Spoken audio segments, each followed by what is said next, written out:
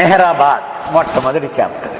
Old men, young men, middle aged men greeted the silent master and the characteristic embrace reserved in the east for close friends. అంటే direct గా బాబా సహవాసులోకి వచ్చేసాడు ఆయన. మొట్టమొదటి వాక్యంలోనే చెప్తున్నాడు, మెహరాబాదులో ఉన్నాం.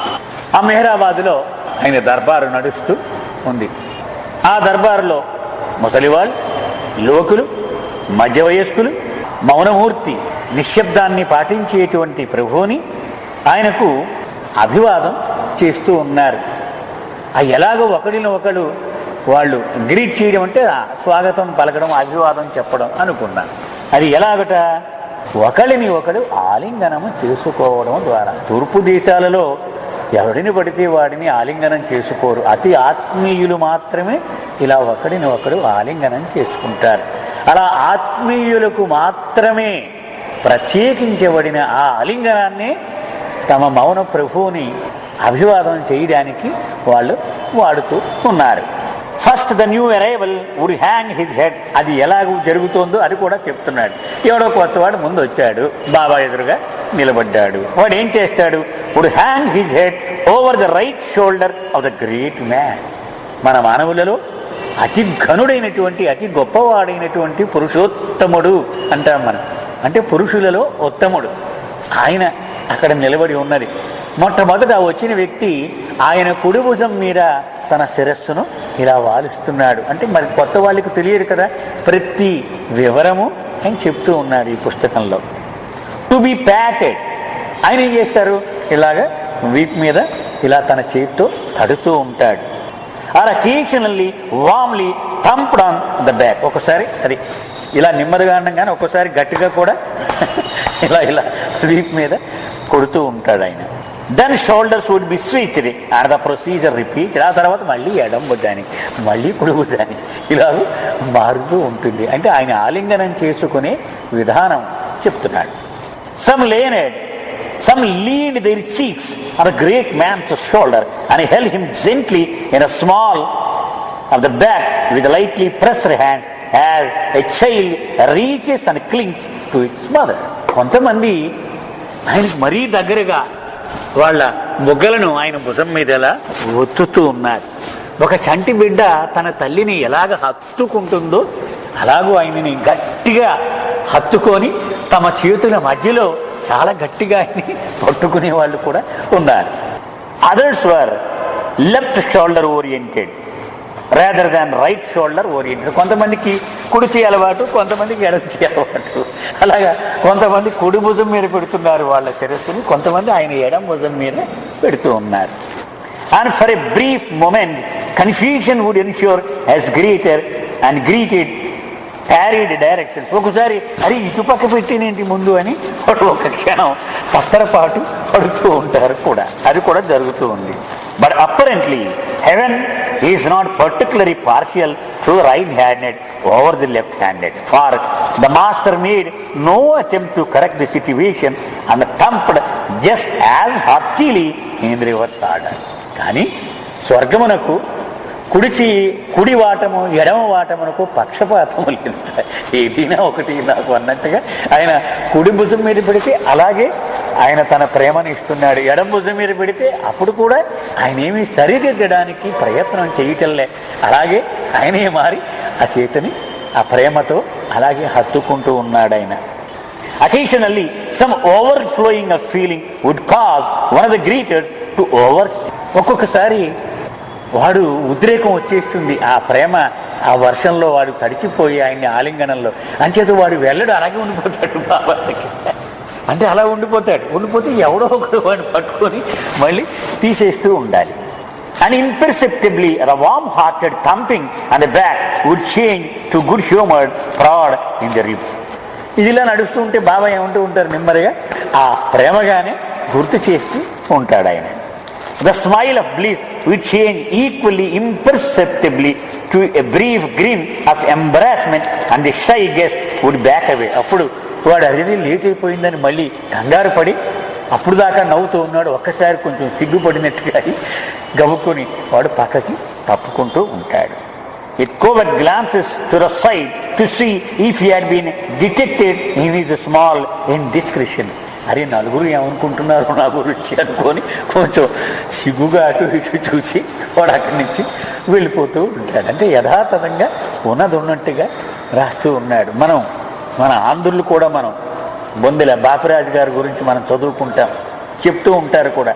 మనం విన్నాం కదని, గుర్తొచ్చిందా ఎవరికైనా? బాపిరాజు గారు అంటే సన్ హ్యాట్ పెట్టుకునేవాడు. ఆయన ఎప్పుడూ కూడా బాబా దగ్గరికి వెళ్ళినప్పుడు వెళ్ళగానే స్పృహ పోయేది, రెడీగా ఉండమని వరకు బాబా ఇలా రాగానే బాబాని అలా ముట్టుకోగానే పడిపోయేవాడు అంతే. ఇంకా అలా పడిపోవడం, ఎక్కడ పడిపోయాడు? బాబా ఒళ్ళో పడిపోతాడో ఆయన కాలు మీద పడిపోతాడో తెలియదు, పక్కన ఏరించి రెడీగా ఉండేవాడు. అది కూడా అప్పుడు లేచి కాసేపు అలా ఉండనిచ్చేవారు, బాబా పాదాల మీద పెట్టమనేవారు. ఉన్న తర్వాత అప్పుడు లేపేవారు, లేకపోతే నీళ్లు చల్లేవారు, నీళ్లు తాగమనేవారు. అప్పుడు మళ్ళీ మామూలు అయ్యేవాడు. అప్పుడు మాట్లాడేవారు, బాబా ఏంట్రా బాబు ఎలా ఉన్నావు, నీ భార్య ఎలా ఉంది, పిల్లలు ఎలా ఉంది, ఇలా. అంచేత ఒక్కొక్కడి వికారము పట్టించుకుంటూ ఉంటారు. ఎందుకని వాడి ఆ ప్రేమ ఆవేశంలో వాడు స్పృహ కోల్పోతూ ఉంటాడు, ఒకడు ఏడ్చేస్తూ ఉంటాడు. వీక్కి వాడిలోంచి ఆ ప్రేమ వరద బయటకు వస్తుంది. ఇది అలవాటు వెళ్ళి మండలి వాళ్ళందరికీ కూడా. ఇవన్నీ వాళ్ళు రెడీగా ఉండేవారు. ఎందుకని వాళ్ళకి అలవాటైపోయింది, వాళ్ళకి సంవత్సరాలుగా చూస్తూ ఉన్నారు కదా. మెహరా ఒక పక్క చూస్తూ ఉంటుంది, ఎవడెవడు ఏమేమి తెస్తున్నారు, ఇవన్నీ ఏం చేస్తారో బాబా కానీ భయపడు. ఈయన జ్ఞాపకం ఉందని పనస పండు ఇచ్చారు కొవ్వూరులో ఒక ఆయన, మా తోటలో కాసింది, ఇది బాబాకి మీరు పట్టుకెళ్ళాలని బాపిరాజు గారు. ఈయన మోసుకెళ్ళాడు, ఎంత పొడుగు పనస పండు ఇలా ఉంది, అది ఎక్కడ కింద పెట్టకుండా అలాగే మోసుకెళ్ళాడు ఆయన. 3 రోజులు ఎంతో ప్రయాణం. వెళ్ళే క్యూలో నుంచున్నాడు ఇలా పట్టుకుంటే బాబా చూసారు, వారు ఏంటో తెచ్చినట్టు చూసిరా అన్నారు. ఇరిచి మేరా వార్నింగ్ ఇచ్చినాడు, జాగ్రత్త చూడదు ఏమిటో. దగ్గరికి వెళ్ళి చూశాడు, మరి అతను తెలుసో తెలియదు, అది ముట్టుకొని చూశాడు, ఇది ముళ్ళున్నాయి దీనికి. వచ్చి చెప్పాడు మేరా దానికి ఏదో ముళ్ళున్నాయని, జాగ్రత్త బాబా కాలి మీద పెట్టేస్తాడు, వాడికి ఏమి తెలియదు. ఆ దగ్గరికి రాగానే ఆ పడిపోయేటప్పుడు టక్కుమని ఇరిచి పట్టుకొని బాబా ఒళ్ళోనే పెట్టేసాడు, ఎందుకంటే స్ప్రో పోయిందనమాట. అప్పుడు ఇవన్నీ వాళ్ళు చూసుకుంటూ ఉంటారు. ఆయన ముందు ఒక్కొక్కసారి ఆ ప్రేమ ఉధృతికి తట్టుకోలేక వాళ్ళు స్పృహ కోల్పోతూ ఉండేవారు. The hall in which the greetings were taking place was one of a collection of buildings called Mehrabad. అది ఆ ప్రాంతం పేరు మెహరాబాద్ అంటారు. అక్కడ చిన్న చిన్న కొన్ని భవనాలు ఉన్నాయి. అక్కడ ఉన్న భవనాల్లో కొంచెం పెద్ద భవనము ఇది. ఆ భవనం లోపల ఈ మీటింగ్ జరుగుతోంది. ఏమిటిది? వచ్చిన వాళ్లను ఆతిథ్యం ఇవ్వడం, వాళ్ళకి స్వాగతము పలకడం, ఒకళ్ళనొకళ్ళు ఆత్మీయంగా పలకరించుకోవడం, అది జరుగుతూ ఉంది ఆ వేళ. ఆ కార్యక్రమం ఒక పెద్ద హాల్ ఉంది, ఆ హాల్లో జరుగుతోంది. ఆ ప్రాంతం పేరు మెహరాబాద్. ఎందుకని మనం వెళ్ళొచ్చాం, మనకేవో ఇదంతా మనకి తెలుసు కదా అనుకుంటాం. కానీ మరి తొలిసారి వాడి చదివేవాడికి ఉద్దేశించబడి అతను చెప్తూ ఉన్నాడు. They lay on the edge of Arangam, a small farming village several miles from Ahmednagar, which in turn had been an old fort post of the British Army in bygone days of Eastern Empire. British ప్రభుత్వం పరిపాలనలో భారతదేశం ఉన్నప్పుడు ఆ అహ్మద్ నగరంలో వాళ్ళ British army కోసము ప్రత్యేకించి కొన్ని భవనాలు ఉండేవి. ఇప్పుడు కూడా కంటోన్మెంట్ అధీనంలో ఎక్కువ అహ్మద్ నగర్లో ఎక్కువ ప్రాంతము సైన్యం చేతిలోనే ఉంది. మనం అహ్మద్ నగర్ ఊరిలో ప్రవేశిస్తూ ఉంటే హైదరాబాద్ నుంచి బస్సులో వెళితే తెలుస్తుంది. వెళుతూ ఉన్నప్పుడు ఆ కంటోన్మెంట్ బోర్డులోకి ముందు ప్రవేశించి ఆ కంటోన్మెంట్ ఏరియాలోని ఆ బంగ్లాల మధ్యగా వెళుతూ అప్పుడు ఊళ్ళోకి ప్రవేశిస్తాం. అంటే ఇతను చెప్తున్నాడు, బ్రిటిష్ ఆర్మీ కోసం ప్రత్యేకించి ముఖ్యమైనటువంటి నగరాల్లో అహ్మద్ నగరం ఒకటి. దానికి కొన్ని మైళ్ళు ఆవల అరంగాం అని ఒక వ్యవసాయ గ్రామమును ఆనుకొని దానికి ఊరికి చివరిగా ఈ మెహరాబాద్ అనేటువంటి భవనాల సముదాయము ఉన్నది. అరంగాం అంటే అరణ్య గ్రామము, అరణ్ గాం, దాని నుంచి అరంగాం వచ్చి అక్కడ ఉన్నది. అహ్మద్ నగర్ లే in the Deccan, perhaps 200 miles by meandering human packed roads from Bombay. బొంబాయికి 200 మైళ్ళ దూరములో ఈ మెహరాబాద్ అనేటువంటి ప్రాంతం ఉన్నది. ఎందుకు తెల్లవాళ్ళందరికీ భారతదేశంలో అడుగు పెట్టాలంటే బొంబాయి ద్వారా విమానంలో దిగి వస్తారు. అందుకని బొంబాయి అంటే వాడికి తెలుసు, కనుక ఈ గుర్తించడం వీలుగా ఉంటుంది అని చెప్పి బొంబాయి నుంచి చెప్తూ ఉన్నాడు. The present occasion was an event uncommon, even in a land renowned for avatars and saints and mystics. భారతదేశం అంటే అవతారులకు, యోగులకు చాలా ప్రసిద్ధి చెందినటువంటి ప్రాంతం. అయినప్పటికీ అలాంటి దేశములో కూడా అతి అరుదైనటువంటి సంఘటన ఇప్పుడు నేను చెబుతూ ఉన్నటువంటిది. చాలా అరుదైనటువంటిది. భారతదేశంలో కూడా అసమానం దొరికేటువంటిది కాదు అది. Here was a great master, perhaps more than that, greeting a picked group of his followers who were to spend 1 week of rare grace by living in a close company with him as he discoursed, played, joked, exercised and rested, a true sahwas. ఏమిటయ్యా ఇక్కడ జరగబోతోంది అని మీకు వింతగా ఉండొచ్చు. చెప్తున్నాడు ఏం జరగబోతోంది. ఈ ప్రపంచంలోనే అతి గొప్ప గురువు అని మళ్ళీ అంటున్నాడు. బహుశా ఈ మాట తక్కువేమో ఆయనకు, అంతకంటే గొప్పవాడు ఆయన. ఎందుకని గొప్పవాడు? ఈ సృష్టికి మూలాధారమైనటువంటి ఆ తండ్రి. అంతే కదా, గురువు అంటే మామూలు వీధికొకడు సొందుకొకడు ఉంటాడు, అందులో ఒకడు అనుకోకుండా మళ్ళీ చెబుతున్నాడు ఆయన. అది చిన్న మాట అవుతుంది బహుశా ఆయనకు. అటువంటి గురువు తను ఎన్నుకున్నటువంటి కొంతమంది అదృష్టవంతులైనటువంటి ప్రేమికులను తన దగ్గరికి పిలుచుకున్నాడు. ఎందుకు? వారం రోజుల పాటు తన సన్నిధానములో ఆయన ప్రవచనాలు చెబుతూ ఉండగా వినడానికి, ఆయనతో ఆటలాడడానికి, విశ్రమించడానికి, హాస్య సంభాషణలో మునిగి తేలడానికి ఈ సహవాసము ఏర్పాటు చేశాడు. దానిలో ఓలలాడడానికి వీళ్ళందరూ అక్కడికి చేరుకున్నారు. సహవాసము అంటే ఏమిటి? ఒక ఆధ్యాత్మిక గురువు యొక్క భౌతిక సన్నిధానములో ఆయన హాజరును ఆస్వాదిస్తూ కొన్ని క్షణాల పాటు జీవించడం, అది సహవాసము. బాబా చెప్పారు, సహవాసం అంటే కలిసి జీవించడము. ఎవడితో? సాక్షాత్తు సత్యానుభవము కలిగినటువంటి గురువు, అంటే అవతారుడైతే భగవంతునితో కలిసి జీవించడము. అది ఎంత గొప్పది. బాబా ఎప్పుడు చెప్పేవారు, వివేకానందుడు ఇలా అన్నాడట, 1000 సంవత్సరములు కఠోరమైన తపస్సు చేసే కంటే ఒక గురువు యొక్క సన్నిధానములో కూర్చొని ఆయన హొక్క పీల్చి అలవాటు ఉంటే ఆ హొక్క ఇలా దగ్గరికి అందించామనుకోండి, అంతకంటే ఎక్కువ ప్రయోజనం నీకు వస్తుంది అని సద్గురువు అయినటువంటి వివేకానందుడు చెప్పాడు. అంటే వారం రోజులు ఆయన సన్నిధానంలో ఉంటే ఇక ఎంత గొప్ప అదృష్టము వాళ్ళకి. అందుకే ఆచార్యవరేణుడే పాట ఎప్పుడు మన కంఠస్థం పెట్టుకొని మధ్య మధ్యలో గుర్తు పెట్టుకోవాలి. ఆ పాట ఎంత అద్భుతంగా రాశాడైనా. దేవునితో సహవాసం అక్కడ జరిగేది. దివ్యలోక సౌందర్యం అంటే ఇక దివ్యలోకాల్లో కూడా ఈ సౌందర్యం ఉండదట, అంత సౌందర్యము అక్కడ. కరుణానిధి సాన్నిధ్యం, కరుణకు సముద్రం ఆయన అంటే, కానీ క్రమశిక్షణకే నిలయం. అలాగని ఎవరికాడు గెంతులేస్తూ ఆడుతూ ఉంటారు.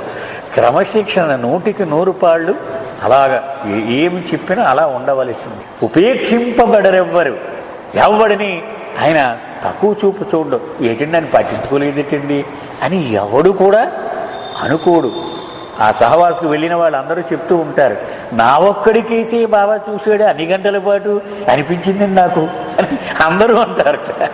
అంటే అంతలాగు ప్రతి హృదయాన్ని విడివిడిగా సంబోధించగల ఆ ప్రేమ ఆయనకు ఉంటూ ఉంటుంది. ఉపేక్షింపబడరెవ్వరు, అపేక్షించువారు లేరు. ఫిర్యాదుకు తావే లేదు, మర్యాదకు లోటు రాదు. అంటే ఆయన దర్బారు ఎంత అద్భుతంగా ఉంటుందండి. ఇంకా ఆ పాటకు మించి మనం ఏమి చెప్పక్కర్లేదన్నమాట. ఫిర్యాదుకు తావలేదు, అక్కడ ఏంటి ఇలా చేసేరటండి అని అడగడానికి మనకు అవకాశమే ఉండదు. అలాగని మర్యాదకు తావులేదు, లోటు రాదు. మనకి ఎవడు కూడా ఎక్కడ మర్యాదకు లోటు వచ్చేది కాదు. తరతమ వేదములు లేక తన ప్రేమిక భక్తగణము ఆలింగన చుంబనాలు అందరూ గైకొన్నారు. వాడు హరిజనుడా, బ్రాహ్మణుడా, డబ్బున్నవాడా, డబ్బు లేనివాడా, కోటేసుకొచ్చినవాడా, చిరిగిపోయిన వస్త్రం వచ్చినవాడు, అందరినీ సమానంగా ఆయన ముద్దు పెట్టుకొని ఆలింగనం ఇచ్చి ఒక తల్లి బిడ్డలను ఎలా సాకేదో అలా ఆయన దర్బారు నడిచేది అని భాస్కర్ రాజు గారు. This was not a common practice. ఇది ఏదో ప్రతిసారి ప్రతి చోట ప్రతివాడు చేసేది కాదు. ఇది అన్ని చోట్ల జరిగేటువంటి విషయం కాదు ఇది. And the Indian mind regarded it as a treasure to be dreamed of.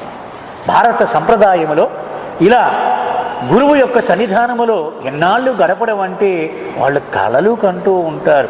జీవితంలో ఒక్కసారైనా ఈ పరమ భాగ్యము మనకి దక్కాలి సుమా అని వాళ్ళు ఎదురు చూస్తూ ఉంటారు. అంత గొప్ప అవకాశం ఇది.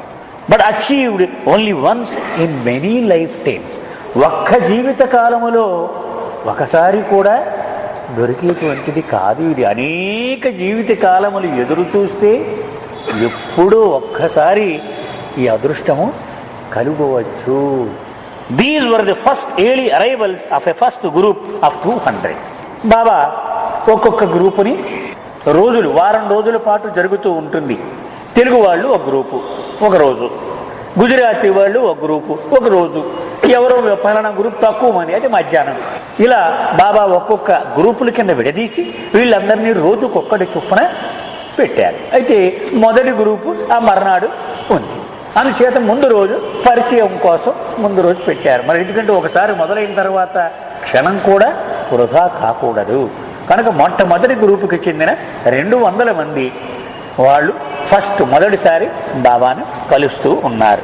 అది నేను మొదలుపెట్టినటువంటి ఆ రోజు అని చెప్తున్నాడు. At the end of a week spent in the close company of the master, a second group of 200 was to arrive. ఇలా వారం రోజుల పాటు ఆ మొదటి గ్రూపు గడుపుతుంది. ఆ తర్వాత మళ్ళీ 200 మంది ఇంకొక భాష వాళ్ళు వస్తూ ఉంటారు. And so on until the 4 major language groups, Gujarati, Telugu, Hindi and Marathi, had been successively received for a week each. 4 ప్రధానమైనటువంటి భాషా బృందములు ఏమిటవి? గుజరాతీ వాళ్ళు, తెలుగు వాళ్ళు, హిందీ వాళ్ళు, మరాఠీ వాళ్ళు. ఒక్కొక్కడికి ఒక్కొక్క వారం ఆయన ఈ అదృష్టాన్ని, ఈ భాగ్యాన్ని ప్రసాదించాడు. But even these early in the proceedings, Pendu, who supervised the physical arrangements for the Savad proceedings, was muttering because Baba seemed unable to pay no to a flood of entreating letters begging that the writer should be allowed to come. పెండుని arrangement వాలా, ఎప్పుడు కూడా బాబా arrangement వాలాస్ అని ఒక group ఉండేవారు. Arrangement వాలా అంటే ఆయన ఏదైతే తలుచుకున్నాడో దాన్ని కార్యరూపము దాల్చేలాగు బాధ్యతను వహించేవాళ్ళు. అరేంజ్మెంట్ వాలాస్. ఉదాహరణకి మన సెంటర్ ఉందనుకోండి, ఎవరు అరేంజ్మెంట్ వాలాస్? ఎవరో రామతీర్థ గారో, రావు గారో, ఎవరో మూర్తి గారో, ఎవరో ఇలాగ 4-5 ఉంటారు. ఏమొచ్చినా పొద్దున్నే వీళ్ళే కనపడుతూ ఉంటారు. మిగిలిన వాళ్ళు మామూలుగా కార్యక్రమం టైంకి వస్తూ ఉంటాం, చేసుకొని వెళ్ళిపోతూ ఉంటాం. అలాగే బాబా కూడా ఆ మండలి వాళ్ళలో కొంతమందికి కొన్ని పనులు అప్పచెప్పేవారు. అలా ఫ్రెండు అంటే వాడు ఎవడు వస్తున్నాడు, వాడు ఎక్కడ ఉండాలి, వాడికి భోజనం ఏమిటి, వాడికి బాత్రూమ్ ఏమిటి, లిటర్ ఏమిటి, ఇవన్నీ అతనే చూసుకోవాలి.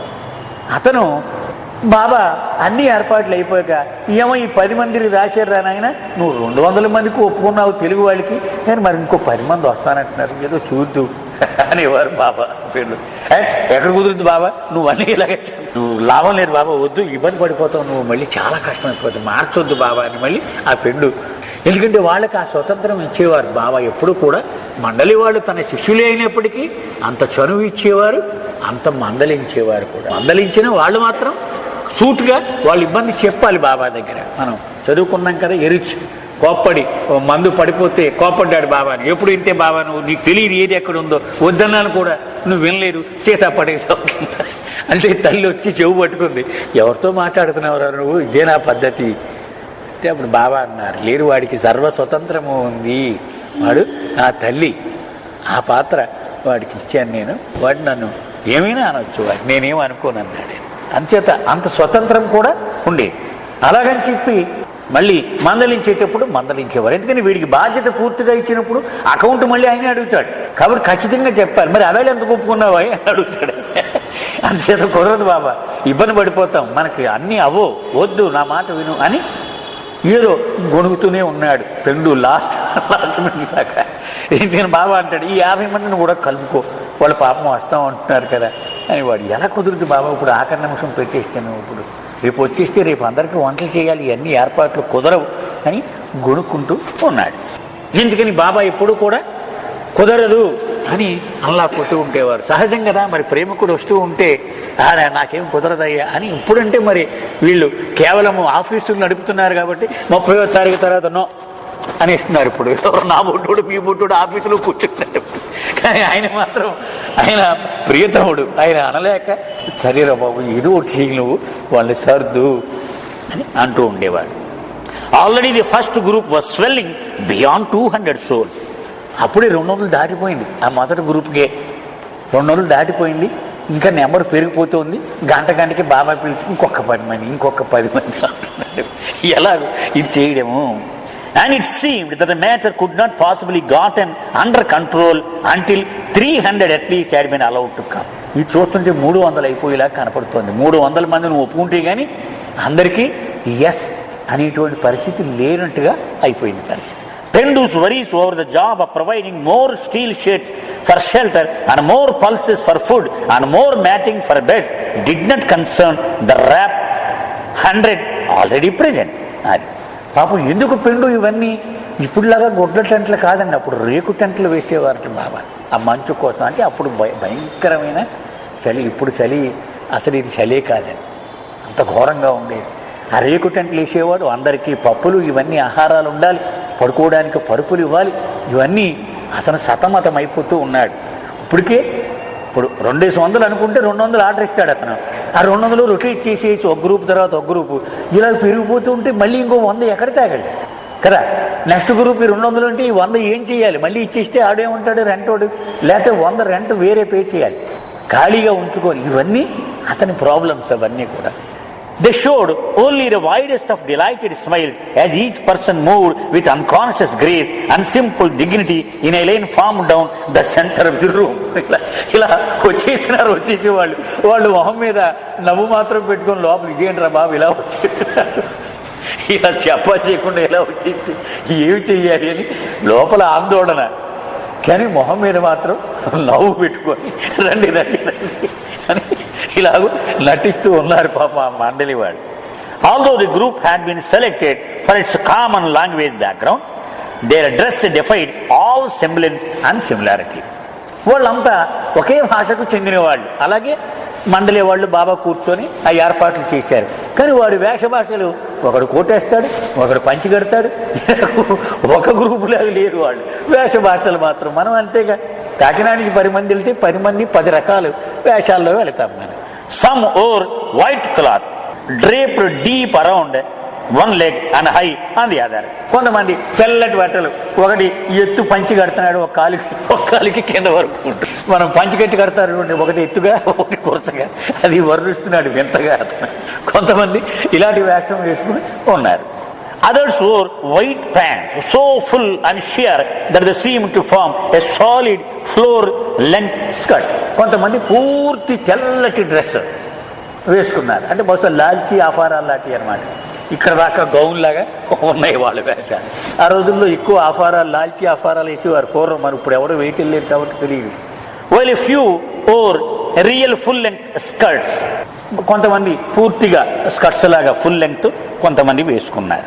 European trousers were much in evidence. కొంతమంది ఇంగ్లీష్ వాళ్ళలాగా ప్యాంట్లు కూడా వేసుకున్నారు. అంటే ఇప్పుడు మనం వేసే ప్యాంట్లు ఆ రోజుల్లో కొద్దిమంది వేసేవారు. And accepting the whole were the occasional robes of the priest and the wanderer. కొంతమంది సాధువుల్లాగా, ఒక సన్యాసి ఎలాగా కాషాయ బట్టలు వేసుకొని ఇలాంటి వాళ్ళు కూడా ఉన్నారు. Many carried garlands of fresh flowers which they hung about Meher Baba's neck. ఎక్కువ మంది చేతుల్లో పూలదండలు ఉన్నాయి. ఎందుకని బాబా దగ్గరికి వెళ్ళగానే బాబా మెడ చుట్టూ వీళ్ళు వేస్తూ ఉన్నారు. Others carried homemade candies or oranges or coconuts or even the portraits of Baba. కొంతమంది చేతుల్లో ఇంటి దగ్గర చేసి తెచ్చిన లడ్డూలు, ఏవో మైసూరు పాకలు, ఇలాంటివి కొన్ని స్వీట్లు. మరి దేవుడి దగ్గరికి వెళ్ళినప్పుడు ఖాళీ చేతులతో వెళ్ళలేరు కదా, ఆ గురువుకి ఏదో ఇవ్వాలి అని. ఇలాగా వాళ్ళ చేతుల్లో ఉన్నాయి. కొంతమంది కమలాలు పట్టుకున్నారు, మరి కొంతమంది కొబ్బరికాయలు పట్టుకున్నారు. ఇవన్నీ పట్టుకొని వాళ్ళు క్యూలో నుంచి ఉన్నారు.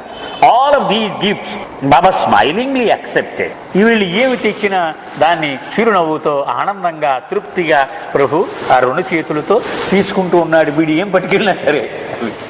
And pass on to one of the close disciples. ఆ పక్కన ఉన్నటువంటి ఆయన ప్రియ శిష్యులలో ఒకడు ఎవడో ఉండేవాడు డ్యూటీలో, వాడికి ఇచ్చేస్తూ ఉండేవారు. మరి నెక్స్ట్ వాడికి తీసుకోవాలి కదా, అందుకని ఇది తీసుకొని వాడికి ఇచ్చేవారు, మళ్ళీ ఇది తీసుకొని వాడికి ఇస్తూ ఉండేవారు. Sometimes an exclamation would break out by way of abrupt gesture as Baba spied an especially cherished friend. ఒకసారి ఎవరో పాత మిత్రుడు, ఇప్పుడు చాగంటి సుబ్బారావు లేకపోతే వెళ్ళారనుకోండి, అని ఆయన మధ్యలో మొహం ఇంత చేసుకొని బాగున్నావా ఏంటి అని గుర్తుపట్టి ఆ పాత మిత్రులు కనపడినప్పుడల్లా ఆయన మొహంలో ఆ గుర్తించే నిన్ను అన్నట్టుగా ఆ వాత్సల్యం కనపడుతూ ఉండేది. Often there would be a brief interlude of quick questioning as he inquired about health or welfare of some family member. అలాగే ఆయనకి ఇదివరకే తెలుసు కదా, ఎలా ఉంది మీ కుర్రాడు బాగోలేదన్నావు, ఎలా ఉందని అడుగుతూ ఉండేవాడు. ఒక 2-3 నిమిషాలు కుశల ప్రశ్నలు. ఒక తండ్రి ఒక తల్లి ఇంటికి పుట్టింటికి వెళ్ళినప్పుడు ముందు వెళ్ళగానే ఏం చేస్తుంది, అమ్మ ఎలా ఉన్నారు, ఆయన బాగున్నారా, మీ పిల్లలు ఎలా ఉన్నారు, పిల్లలు తీసుకురాకుండా వచ్చేవేంటే అని మామూలుగా ఒక తల్లి ఎంత వాత్సల్యంగా ఆ బిడ్డను అడుగుతుందో అలాగూ ఆయన వచ్చిన వాడిని అందరినీ పలకరిస్తూ ఉన్నాడు. కుశల ప్రశ్నలు ఎప్పుడు కూడా బాబా అడిగేవారు, నువ్వు ఒక్కడివే వచ్చేవేంటి, మీ ఆవిడ రాలేదే అని అడిగేవారు. ఇలాగ ఎప్పుడు ఆయన మోస్ట్ కామన్ ప్రశ్న ఇది, ఒక్కడే వచ్చావు, ఆవిడ కూడా రమ్మనొచ్చు కదా అని అంటూ ఉండేవారు. నీ కుటుంబం అంతా, ఈ బాపిరాజు గారు మనం చెప్పుకున్నామని ఆయనకి 11 మందో ఎంతమందో సంతానం, వీళ్ళందరినీ తీసుకెళ్ళిపోతూ ఉండేవాడు. బాబా తమాషాగా అడిగేవారు, ఇద్దరు స్పృహ తప్పి లేచిన తర్వాత ఈసారి ఏమి అమ్మాయివో అని అడిగేవారట. బాబా వెండి గిన్నె అమ్మేశాను బాబా అనేవాడు. అంటే దారి ఖర్చులు మరి ఇంతమందికి రావాలంటే ఒక్కొక్కసారి ఒక్కొక్క వస్తువు అమ్మేసి వచ్చేసేవాడు. అప్పుడు బాబా పిలిచి ఆదిని డబ్బులు ఇప్పించేవారు. వీడికి డబ్బు, ఈ దారి ఖర్చులు ఉండవు, వీడికి సరిపోవు వీడికి. అలాగూ ఒక్కొక్క కుటుంబంకి ఆయన తెలుసు, ఒక్కొక్కరి సమస్యలు ఆయన తెలుసు, అవన్నీ అడుగుతూ ఉండేవారు. ఎలా ఉంది, ఏదో పూర్వం దీర్ఘకాలమైన ప్రాబ్లం ఉందనుకోండి, వాళ్ళ పిల్లలకి అడిగేవారు, ఎలా ఉంది, ఏంటి పరిస్థితి, బాగుందని చెప్పినట్టు చేస్తున్నావా, ఇలాగ ఆయన కుశల ప్రశ్నలు వేస్తూ ఉండేవారు. Despite the apparent handicap of substituting fluid gesticulation for speech, Baba's silence for 30 years standing slowed the rate of his repartee not one bit. ఆయన మాట అనేటువంటి సౌకర్యం ఉండి ఎంత హాయిగా ఉండేదో కదా, అంత సౌకర్యాన్ని ఆయన విడిచిపెట్టేసి ఈ సౌన్యలు అనేటువంటి కొత్త ఇబ్బందిని తెచ్చిపెట్టుకున్నాడు. అప్పటికి 30 సంవత్సరములు మించిపోయింది. ఇది జరిగితే కదా, అప్పటికి 30 సంవత్సరాలు దాటిపోయింది. అయినా ఈ సౌన్యాలు చేసి చేసి ఎంత మాత్రమూ అలిసిపోలేదు ఆయన. అదే స్పీడు, ఎక్కడా తగ్గలేదు. అలాగే అంత ప్రేమగా, ఎవడికి ఇబ్బంది లేదు. బయటకు వచ్చిన తర్వాత ఏమిటి బాబా ఎలా మాట్లాడు కదా అని మాట్లాడలేదా అని ఆలోచించేవాడు. కొంతమంది మాట్లాడేది కదా మనతో. అంటే ఆయన మౌనముగా ఉన్నాడు, నాకు ఇబ్బంది కలిగింది అని ఏ ఒక్కడు ఏ సందర్భములోనూ అనుభూతి పొందలేదు. కొంతమంది గొడవ పెట్టేవారు, తెచ్చే మాతో మాట్లాడేది ఆయన మౌనం ఏంటయ్యా అంటే అంత స్పష్టంగా ఆయన సౌజ్ఞలు, ఆ ముఖ కవళికలు ఉండి మనకి తెలిసిపోతూ ఉంటాయి. ఎక్కడ ఇంత కూడా ఈ 30 ఏళ్లలోనూ ఆయన అలిసిన దాఖలాలు ఏమి లేవు. With only minor hesitations, Baba's gestures were caught and translated with uncanny ease by Erich, one of the devoted Mandali. ఆయనకు అతి అంకితమైనటువంటి ప్రియ శిష్యుడు ఇరిచ్ అనేవాడు ఆయన మాటలను అలా చూసి చూసి స్పష్టంగా చెబుతూ ఉండేవాడు. When no more than half the receiving line had been pared away, Baba became wearied with standing.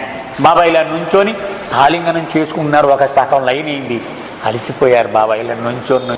Abruptly he turned and walked back to a large chair set against the wall at one end of the room. ఆ హాల్లో ఒక పక్క గోడని చేర్చి ఒక పెద్ద sofa ఉంది, అక్కడికి నడుచుకొని వెళ్ళి అక్కడ కూర్చున్నారు బాబా కాసేపు. Like a mobile centipede, the sinuous line of greater followed immediately upon its prey and at once resumed its function of splitting off one segment after another in the ritual salutation. బాబా ఎప్పుడైతే ఇలా వెళ్ళిపోయారో ఈ queue కూడా ఈ చూడండి చిన్న Jerry ఇలా పాకుతూ ఇలా ఇలా వెళ్ళిపోతూ ఉంటుంది. ఎలా ఇదంతా నడుచుకుంటూ వీళ్ళంతా మళ్ళీ ఆయన దగ్గరికి వెళ్ళిపోయారు. Without warning, the even flow of feeling was interrupted at one point, and all in the room focused their attention on the frowning Baba and the apprehensive, uneasily shifting individual before him. ఇలాగా నిశ్శబ్దంగా ఉన్నటువంటిదంతా sudden గా అకస్మాత్తుగా అందరూ ఒక్కసారి ఆ బాబా వైపు చూశారు. అక్కడ చిన్న అలజడి మొదలైందనమాట. అందుకని అందరూ ఏం జరుగుతుందని ఇలా చూస్తూ, మనం కూడా చూడండి ఎక్కడైనా ఒక చిన్న డిస్టర్బెన్స్ చూస్తే అందరూ ఇలా ఇలా చూస్తూ ఉంటారు. అలా అందరూ ఏమైంది అక్కడ అని చూస్తూ ఉన్నారు. Do you have a cold?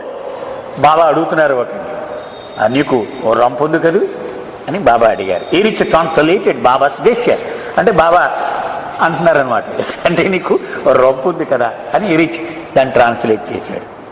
Only a very small one was the low pitcher reply. వాడు కొంచెం నీరసంగా, కొద్దిగా బాబా కొద్దిగా, కొంచెమే అని వాడు చెప్తున్నాడు బాబాకి. Do you have A sore throat? గొంతు కూడా గరగర ఉంది కదూ నీకు, కొంచెం బొంగురు పోయింది కదూ అన్నారు. వెళ్ళి కొద్దిగా బాబా అన్నాడు వాడు. అండ్ యువర్ నోస్ రన్స్, నీ ముక్కు కూడా నీళ్లు కారుతుంది కదూ అని మళ్ళీ అడిగారు బాబా. ఆల్సో లిటిల్, అవును బాబా కొద్దిగా అది కూడా. And while you are like this you would embrace Baba and give him a cold too. Baba persisted, అంటే ఇలా ఉండి కూడా నువ్వు బాబాని ఆలింగనం చేసేసుకుంటావా? నీకున్నటువంటి ఈ అనారోగ్యాన్ని ఆయనకి ఇచ్చేస్తావా? అవునా, అందుకే కదా నీవు వచ్చావు నా దగ్గరికి అన్నారు. Oh no Baba came the horrified reply. వాడు పాపం వెంటనే చాలా ఆందోళనగా, లేదు బాబా లేదు, నేను అలా ఇవ్వడానికి నేను ఇష్టపడను అన్నాడు. And hesitantly, with jerk movements born of torn emotions, the individual backed away from his favored position at the head of the line. ఆ లైన్కు ముందు వాడు పాపం చాలాసేపు నుంచి వాడు ముందుకు వచ్చాడు పాపం కష్టపడి. ఇప్పుడు వెంటనే దూరంగా వెనక్కి వెళ్ళిపోయి, వద్దు బాబా వద్దు వద్దు, నేను అలా చెయ్యను, మిమ్మల్ని ఆలింగనం చేసుకోను అని వెనక్కి వెళ్ళిపోయాడు. Suddenly Baba's feature soften and he gestured again. ఆయన వెంటనే ఆయన మొహంలో ఆందోళన అంతా పోయింది, మళ్ళీ ప్రసన్నమైపోయాడు. ఆయన మామూలు మృదువుగా సౌజ్ఞలు చేయడం మొదలుపెట్టాడు. Perhaps tomorrow your cold will have improve and you can greet me with the remaining people who are yet to come. నువ్వేం ఆందోళన పడకు, రేపటికి నీ రొంప కొంచెం తగ్గుముఖం పడుతుందిలే, పర్వాలేదు. అప్పుడు మిగిలిన వాళ్ళు వస్తారు కదా నన్ను ఆలింగనం చేసుకోవడానికి, అప్పుడు నువ్వు కూడా నా ఆలింగనం చేసుకో అని చెప్పారు Baba. Once more the line began to move. సరే వాడు తప్పుకున్నాడు, మళ్ళీ లైన్ చకచక నడుస్తూ ఉంది. బాబాను ఆలింగనం చేసుకోవడం, వెళ్ళిపోవడం, తర్వాత వాడు ఇలా క్యూ నడుస్తూ ఉంది. And soon the sense of running rivulets of feelings was everywhere again. The room filled with soft humming overtone, the muted cellos and the lowly vibrating basses of deep human emotion. ఈయన ఏం చెప్తున్నాడంటే ఆ అలజడి మళ్ళీ మొదలైంది. ఒకడు వస్తున్నాడు, ఒకడు ఏడుస్తున్నాడు, ఒకడు ఆయన ఆలింగనం చేసుకుంటున్నాడు, ఒకడేమో ఎక్కువసేపు ఉండిపోతున్నాడు, ఆ ఆవేశంలో ఉండిపోతున్నాడు. మళ్ళీ ఆయన కొట్టి వీపు మీద ఆయన లేపుతున్నాడు, ఒరే నాన్న చాలాసేపు అయిపోయింది. ఇలా ఈ మానవుడిలో నుంచి ఈ ప్రేమావేశము, దీని యొక్క జాడలు అక్కడంతా అలుముకొని ఉన్నాయి, ఆ వాతావరణం అంతా కూడా. From front to back and back to front the rhythm changed and the key modulated by the moment in the fast moving drama of human feeling.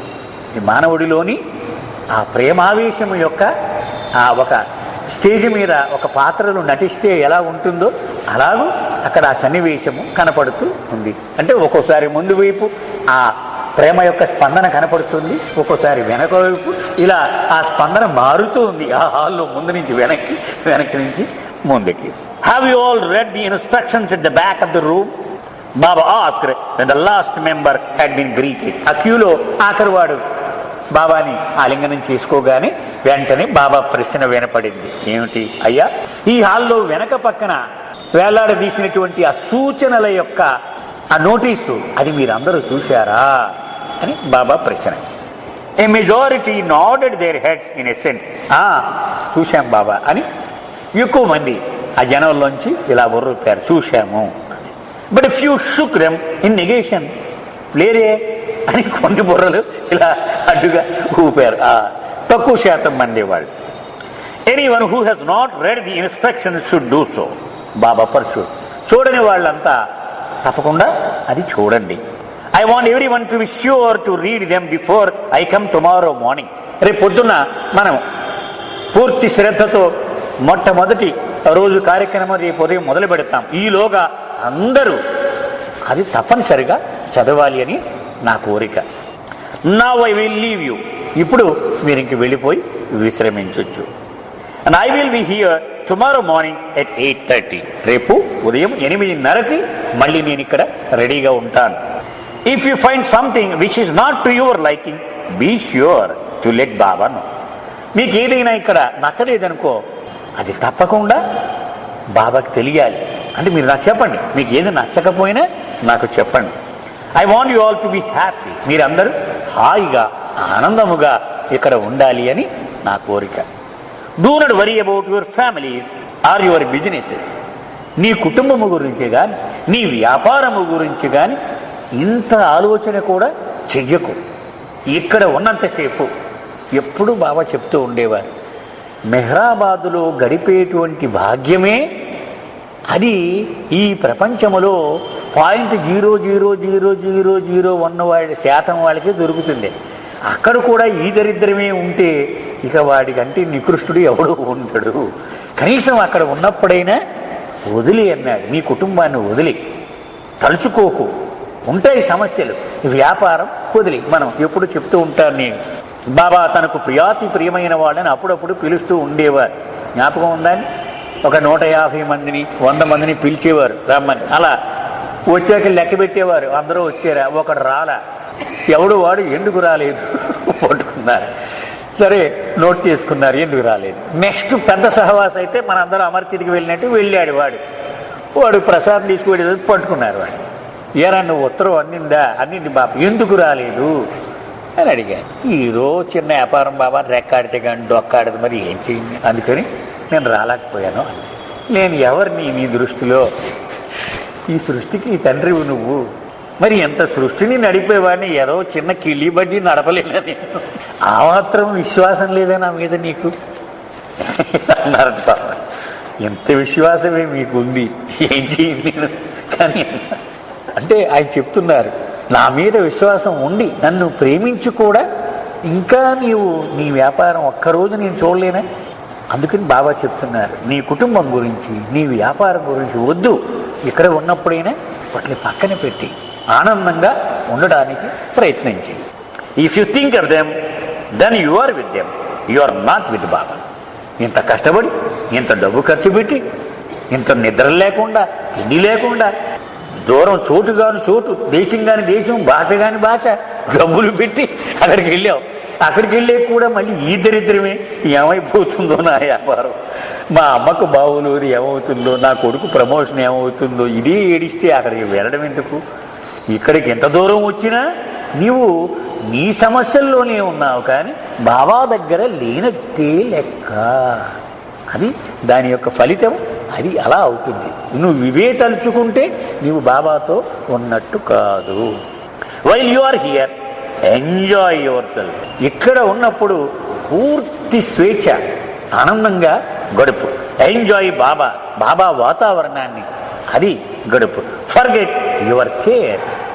అది నీవు జీవితంలో అతి భద్రమైన సమస్యలు ఎన్నో ఉంటాయి. అవన్నీ అమ్మో నేను పట్టించుకుపోతే అలాగే, కుర్రోని స్కూల్కి తీసుకెళ్ళాలి, తల్లికి భోజనం పెట్టాలి, ఇంకొక ఆఫీసులో పనిచేయాలి, అవన్నీ వదిలి గాలికి వదిలి ఇక్కడ ఉన్నంతసేపు. మరొక సందర్భంలో బాబా చెప్పారు, మెహ్రాబాదులో నీవు ఉన్నప్పుడు ఏం చేయాలి అని బాబా ఒకతో చెప్పారు. ఇక్కడ అణువు బాబాతో జీర్ణించుకొని పోయి ఉన్నాయి. అంటే వర్షంలో తడిచిపోయిన వాడు ఎలా ఉంటాడు, వాడు గుడ్డలు, బనీళ్ళు, డ్రాయిలు అన్నీ మొద్దయిపోతాయి. అలాగూ ఇక్కడ ఉన్న ప్రతి అణువు, ఇసుక రేణువు, గడ్డి, చెట్టు, ఆకు అన్నీ బాబా అని వర్షంలో తడిచి మొద్దయిపోయి ఉన్నాయి. ఆ వాతావరణాన్ని పీల్చుకొని నీ నర అన్న బాబా బాబా బాబా బాబా అని ఇవి డ్యాన్స్ కట్టాలట మన శరీరం అంతా. అలాగే పీల్చుకొని జీర్ణించేసుకో నువ్వు అంతా. అప్పుడు నువ్వు ఇక్కడి నుంచి వెళ్ళాలి. లేకపోతే ఎంత దూరం వచ్చి నీకు గిట్టుబాటు కాదు నువ్వు ఇక్కడ చేసేది. ఇక్కడ కూడా మంచి భోజనం ఎక్కడ దొరుకుతుందండి, నీ టిఫిన్ ఎక్కడ బాగుంటుంది. అక్కడ ఉన్న 2 రోజులు కూడా ఈ తిండి గురించి వీడి తిరుగుతూ ఉంటే దాని ప్రయోజనం 0. అందుకే ఒక సందర్భంలో ఎరిచిని చూడడానికి వెళ్ళాం. మెహ్రాబాద్ ట్రస్ట్ ఆఫీస్కి నగర వెళితే, ఎందుకు వచ్చారు మీరు అని అడిగారు. మేము ఏదో చూద్దామని వచ్చాము. అప్పుడు ఆయన చెప్పాడు, ఒక పుట్టింటికి తల్లి బిడ్డలను వచ్చినప్పుడు ఏం చేస్తుంది, వీడికి ఏమి ఇష్టమో అవన్నీ పెడదాం, నేను పలానా కూర నేను ఈవేళ ఇది వండుదాం అని లెక్కలు వేసుకుంటూ ఉంటుంది. వీడు ఎక్కడో ఎవరింటికి భోజనం వెళ్ళిపోతే ఎంత నొచ్చుకుంటుంది తల్లి. అరే ఉన్న 2 రోజులు నా దగ్గర ఉండకుండా అక్కడికి ఇక్కడికి పోతారేటల్లా అని ఎంత బాధపడుతుంది. అలాగూ బాబా మీరు ప్రతి క్షణము తన దగ్గర ఉండాలని ఆయన ఎంతో ఆరాటపడుతూ ఉంటాడు. ఈ చెత్తగాడిని ఎరుచుని చూడడానికి ఎందుకు వస్తారు మీరు? రావద్దు. ప్రపంచంలో ఎవడైనా సరే ఓ పెద్ద సున్నా, మేము కూడా అంతే. ఆయన దగ్గర ఉండండి, అక్కడే ఉండండి, తిరగొద్దు అలా బయట అని ఆయన మందలించాడు ఒక సందర్భంలో. అందుకని బాబా చెప్తున్నారు, ఇక్కడ ఉన్నంతసేపు ఆ బాబాని మీరు ఆ శ్వాస ద్వారా దాన్ని జీర్ణించుకొని మీ నరాల్లోనూ నింపేసుకోండి. అన్నీ వదిలే ఇక్కడ ఉన్న కాసేపు స్విచ్ ఆఫ్. మన ప్రపంచమును స్విచ్ కట్టేయాలి. కట్టేస్తే ఏమవుద్ది? కనపడదు, దాని జాడలు ఎక్కడా ఉండవు. మళ్ళీ అక్కడి నుంచి బయటకు వచ్చే కానీ మనం ఆన్ చేసుకుంటే మళ్ళీ మన ప్రపంచం మనకు కనపడుతుంది. He rose from he chair, చెప్పేశాడు, కుర్చీలోంచి టక్మని లేచి నుంచి ఉన్నాడు ఆయన. And strode out of the hall, చకచక అడుగులు వేసుకుంటూ హాల్లోంచి బయటికి వెళ్ళిపోయాడు. A hurrying stream of hangers on trying to keep pace with him as he walked rapidly to the waiting blue car. బయట గుమ్మం బయట ఒక నీలం రంగు కారు ఆయన కోసం వేచి ఉంది. అక్కడికి ఆయన వెళ్ళిపోతూ ఉంటే వీళ్ళందరూ చకచక ఒక పావు ఎలా పాకుంటూ వెళ్ళిపోతుంది, అలాగే అందరూ బాబా కూడా ఆయన దగ్గరికి వెళ్ళిపోయారు. ఇంతమంది జనం కూడా ఒక వరుసలో బాబా కూడా బయటికి వెళ్ళిపోయారు. A few smiles and waves from the window and he was gone. ఆ కిటికీలోంచి ఆయన చిరునవ్వుతూ నవ్వుతూ ఆ చేతులు ఊపుతూ సర్వమని అక్కడి నుంచి మాయమైపోయాడు. ఒక మెరుపులాగా వెళ్ళిపోయాడు ఆయన. ఎరిచ్ అండ్ సెవరల్ అది అదర్ మండలి ఇన్ బ్యాక్ సీట్. ఎరిచ్ మిగిలిన మండలి వాళ్ళు వెనకాల సీట్లో బాబాకు వెనక అదే కారులో కూర్చున్నారు. They would spend the night at Meherabad. ఎక్కడికి వెళ్ళిపోయాడు నేను మీరు అనుకుంటున్నారా? అక్కడికి దగ్గరలోని మెహరాజాద్ అనే మరొక ప్రాంతం ఉంది. ఆ రాత్రి అక్కడ వాళ్ళు విశ్రాంతి తీసుకుంటారు. And some miles on the north of Ahmednagar. అహ్మద్నగర్కు ఉత్తరాదిన ఆ గ్రామం ఉంటుంది, అక్కడ వాళ్ళు మకాం ఉంటారు. And the long narrow verandas on either side of the hall small knots of old and new friends exchange pleasantries. ఈ మీటింగ్ జరిగినటువంటి ఈ హాలు పెద్ద పొడవుగా ఉంటుంది.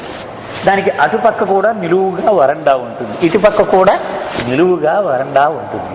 ఆ వరండాల మీద ఒక వస్త్రం మీద చిన్న చిన్న ముళ్ళు పడితే ఎలా ఉంటుంది, ఎలాగూ ఆ వరండాలో 4-5 ఒక చోట, 4-5 ఒక చోట, ఇలా ముడులులాగా ఆ జనం మాట్లాడుకున్నా, ఏమంటే బాగున్నారా, చాలా కాలం అయిపోయింది మనం కలుసుకుని, మీ ఊళ్ళో ఎలా ఉంది వాతావరణం, ఇలాగ మాట్లాడుకుంటూ ఉన్నారు పిచ్చాపాటి. మనం కూడా అంతేగాని సహవాసం అయిపోగానే బయటికి వెళ్ళి ఏంటి సార్ కనిపించట్లేదు మీరు బాగున్నారా ఇలా మనం మాట్లాడుకుంటాం.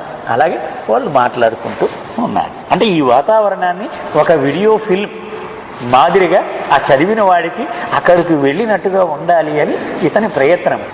In the hall it self opposite babas ponderous armchair, a small cluster carried out the injunction to read the instruction sheets for the Savas program. ఎక్కువ మంది ఆ బాబాకు ఉన్నటువంటి చైర్ ఉంది కదా, దానికి ఎదురుగా ఆ గోడకి సూచనలు చదవమన్నారు కదా బాబా, అందరూ దాని చుట్టూ చూరి చదువుకున్నారు. 1, 2, 3, 4 అని ఆ సూచనలు అందరూ చదువుకుంటూ ఉన్నారు. One man droned on in oddly accent English to his patient companion. ఒకడు ఇంగ్లీష్లో, మనం అందరం ఇంగ్లీష్లో మరి యాసగానే మాట్లాడతాం, మనమేమి యూరోప్లోనూ అమెరికాలోనూ పుట్టలేదు కదా, అలాగా వాడికి వచ్చినటువంటి వింత ఇంగ్లీష్లో ఆ పక్కవాడితో ఇంగ్లీష్లో చెప్తున్నట్ట. I want you to read carefully and observe these instruction అని చెప్తున్నాడు అనమాట. ఇవన్నీ శ్రద్ధగా విని అర్థం చేసుకోవాలి. The sun sank below the far line in the low hill. అక్కడ దూరంగా కొండల లోపలికి సూర్య భగవానుడు నెమ్మదిగా అస్తమిస్తూ కనపడుతున్నాడు. నెమ్మది కిందకి వెళ్ళిపోతూ ఉన్నాడు కొండల వెనక్కి. And the cowherd children from Arangaon hard by began to drive their charges back across the poor open pasture and down along the railroad tracks toward the tiny poverty ridden village. దూరంగా చూస్తే అక్కడక్కడ చిన్న చిన్న గడి పరకలు ఉన్నాయి, ఏమి లేదు అక్కడ, పచ్చిక బయలేమి లేదు.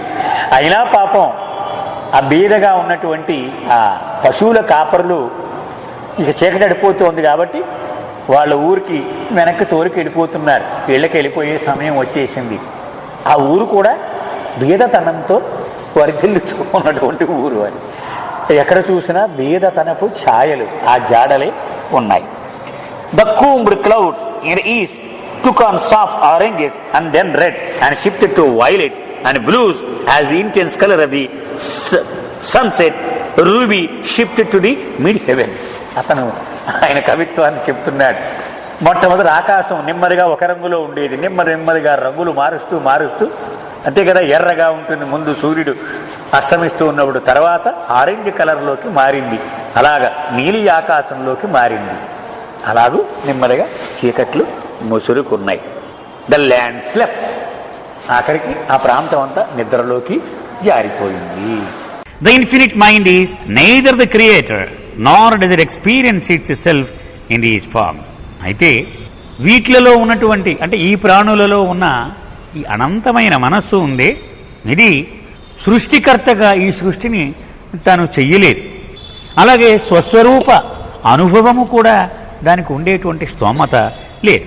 And the fifth state as human being, కానీ 5వ దశలో మానవ రూపాన్ని పొందినప్పుడు infinite intelligence experience the creation infinitely.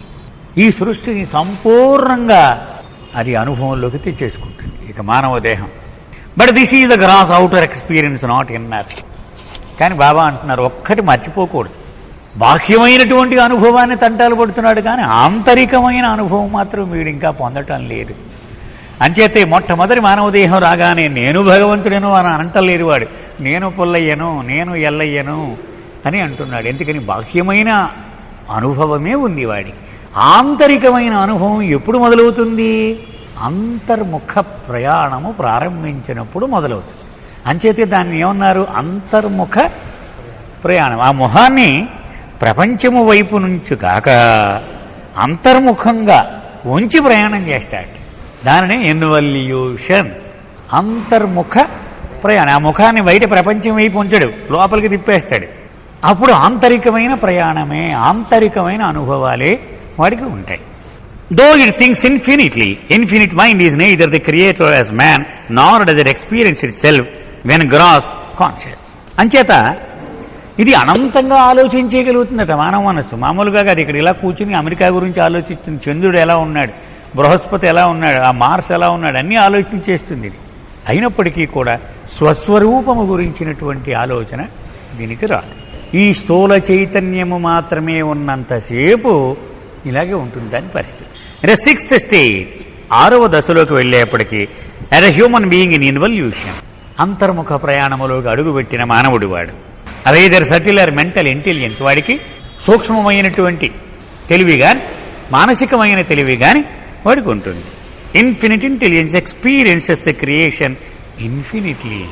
అప్పుడు ఈ సృష్టిని అనంతముగా అనుభవాల్లోకి తెచ్చుకుంటాడు.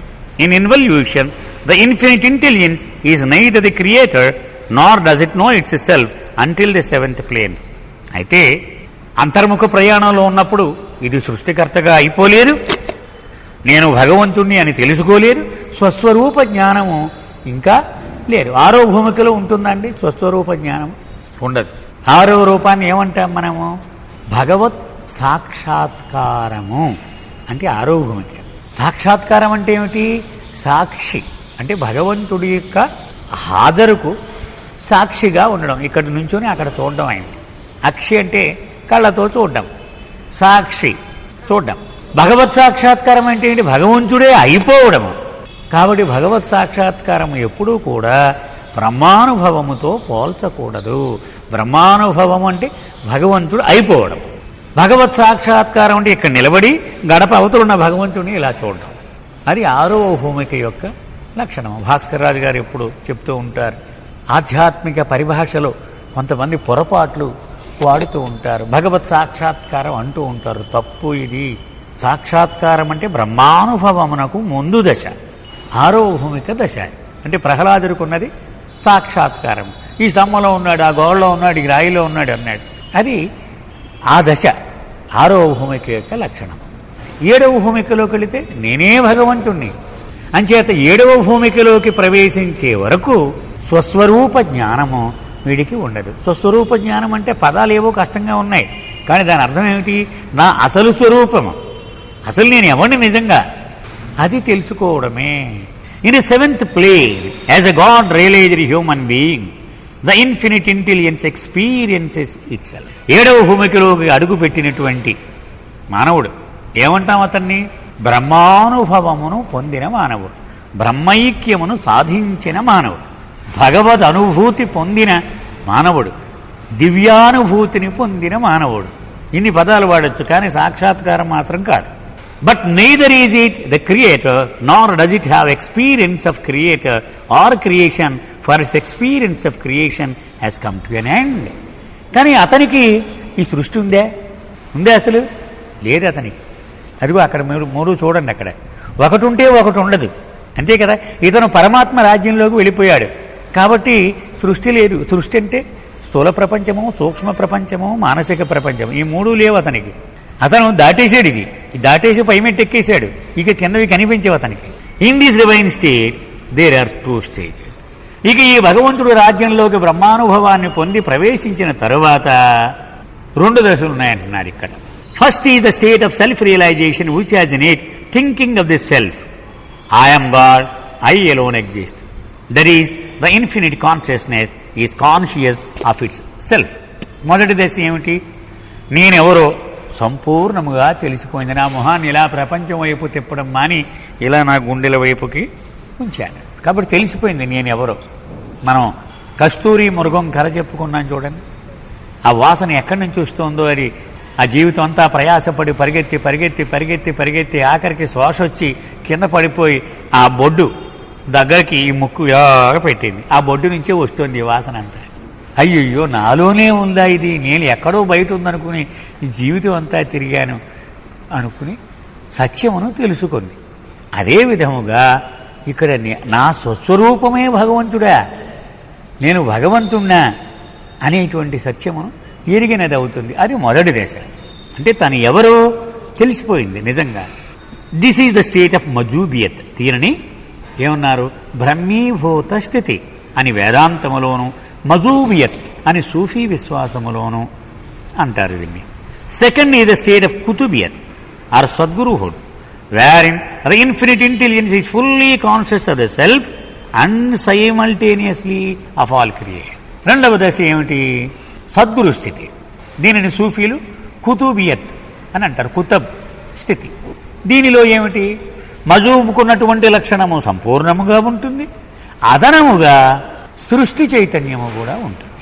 However in this state of perfect mastery, infinite intelligence does not experience creation because infinite mind the sadguru or qutub knows that creation is all an imagination.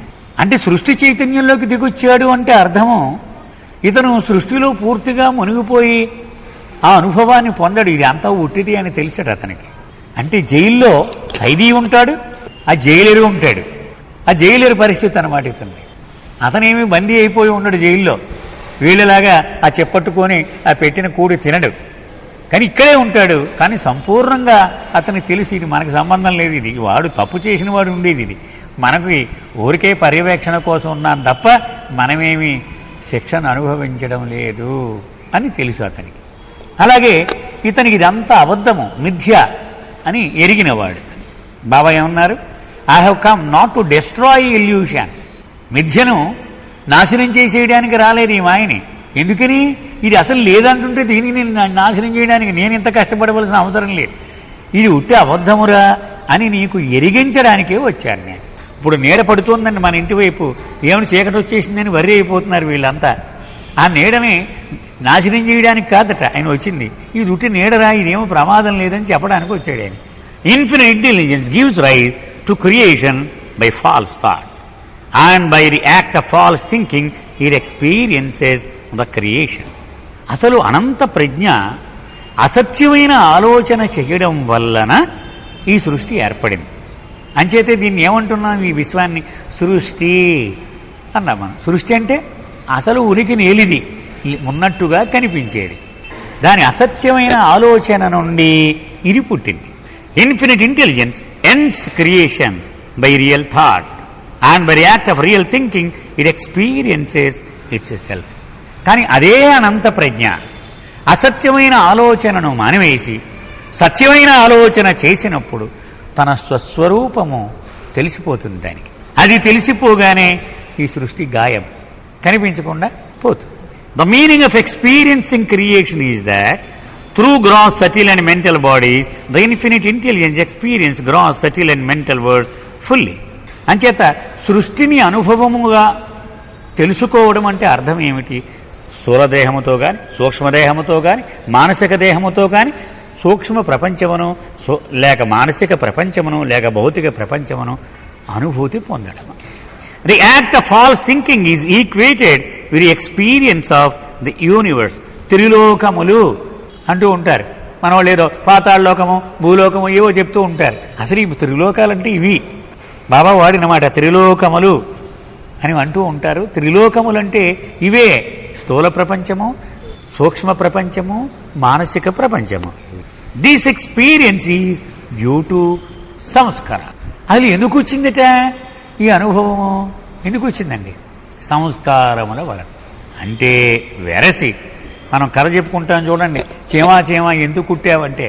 So ఇవన్నీ వెనక్కి గనక వెళితే ఎందుకు మనం ఇక్కడ ఉన్నాము, ఎందుకు ఈ స్థూల ప్రపంచంలో ఉన్నాము, ఇవన్నీ వెనక్కి నీకున్న సంస్కారములు స్థూల సంస్కారములు.